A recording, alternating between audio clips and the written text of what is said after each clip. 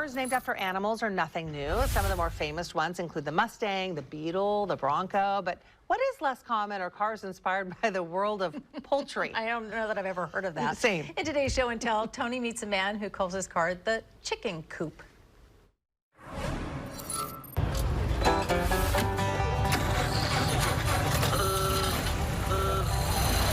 Well, my guest today is Kevin Beatty, and for show and tell, you have what most people would consider a car, but in some ways, it's a hazard on the road. What are we looking at here, Kevin? What is this? This is a 1928 Model A Ford. The body style would be a sport coupe. Yeah, but it is not like buffed out showroom condition. What's going on here? I built it to Grapes of Wrath, Out of the Dust Bowl in the 30s type style. Yeah. Kind of a history lesson. And how long have you owned this car? 40 years. 40 years? Yeah. And was the intention always to make it the showpiece that it is? No. It evolved into that. Did it? Yeah. Okay. Yeah. You kept adding stuff? When I bought it, it was in pieces in the back of a pickup truck. Wow. Okay, so you actually drive this on the freeway? Yeah. What in the world? It's quite the spectacle on the freeway. How fast can it go? 55. How fast can it go safely?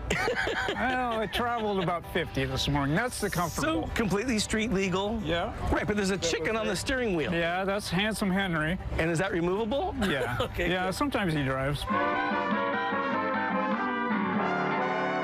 And the sound system? Yeah, that didn't come stock with the car. But Okay. that is 1926. But you put that there when you park it? Yeah. Yeah, that's not on when you're going down the freeway. No. The fishing tackle, is that on there when you're going down the road? Yeah.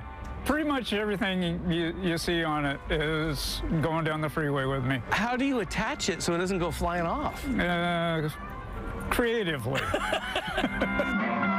It started as part of my dad. There's a whole backstory between he and I and some history with the car. We built it together. So in a way, this is sort of a tribute to your dad. Yeah. And what's his name? Ross. His name is Ross. Yeah, and he passed, and so I kind of kept it. It worked out for us to just keep it this way. We couldn't take it apart and restore it at that point. Anybody ever offer to buy it from you? Yes. Yes. What's the highest bid so far? 150,000. Really? Yeah. But not for sale? No. Good for you. Good to meet you, man. And what a pleasure, what a joy to see this going down the road. Yeah, that's beautiful. You met him at a car show? Yeah, and as you can imagine, he can't go anywhere without having to explain right? that. Because you were saying, you know, he must always have to stop and talk about it. Yeah, I mean, constantly. And I asked him, you must be a people person. He goes, oh, yeah, definitely. But It's I so mean, neat. he loves chatting about it. But yeah, it's quite a little show. I understand the cast from the Fast and the Furious have contacted him.